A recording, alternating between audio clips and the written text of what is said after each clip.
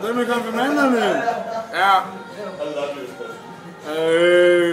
Og så er vi samlet her til fest i dag, for nu er du blevet konfirmeret. Og sms og Facebook, det er lige hvad du kan lide. Og Bacardi Breezer. Og i øvrigt så synes du også, at amerikansk fodbold er fedt. Og din fritid, den bruger du på noget andet end det.